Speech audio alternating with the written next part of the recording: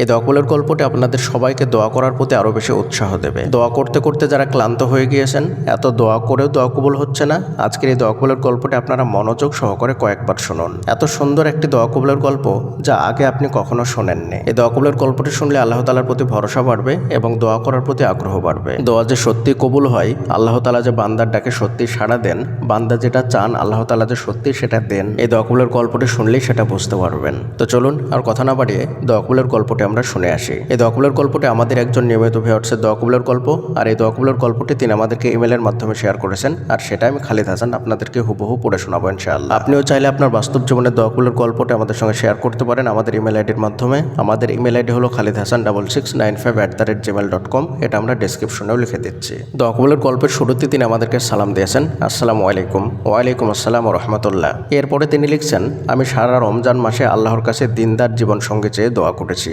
প্রত্যেক নামাজের পর মোনাজাতে, ইফতারের আগে, নফল নামাজে, তাহাজ্জুদ নামাজে, তারাবি নামাজে অনেক কান্না করে চেয়েছি আল্লাহর কাছে। এছাড়াও কয়েকটা আমল করেছি, যেমন ইস্তেগফার, দরুদ, আরও অনেক দোয়া পড়ে আল্লাহর কাছে দোয়া করেছি। আর আল্লাহকে বলেছি, হে আল্লাহ, রমজান মাসের পর শাওয়াল মাসে যদি আমার জন্য কল্যাণ থাকে, তাহলে ওই শাওয়াল মাসে আপনি আমার বিয়ের ব্যবস্থা করে দেন। দোয়া করার পর আমার কেন জানি মনে হয়েছে আল্লাহ তাআলা আমার দোয়া কবুল করেছেন।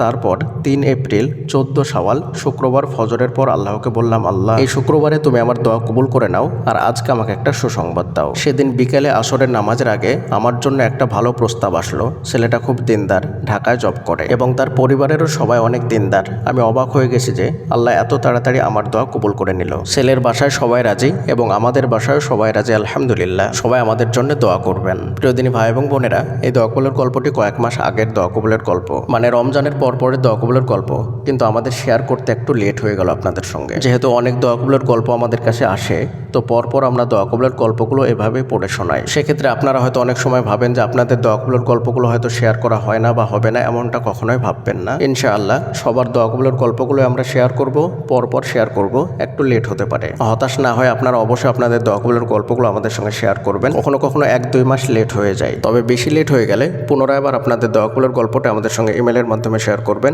ইনশাআল্লাহ আমরা সেটা আমাদের দর্শকদের সঙ্গে শেয়ার করব। আমাদের ইমেল আইডি হলো khalid695@gmail.com। এটা আমরা ডেসক্রিপশন বক্সেও লিখে দিচ্ছি। আমাদের ডেসক্রিপশন বক্সে গেলেই আমাদের ইমেল আইডি পেয়ে যাবেন ইনশাআল্লাহ। আসসালামু আলাইকুম ওয়া রাহমাতুল্লাহি ওয়া বারাকাতুহু।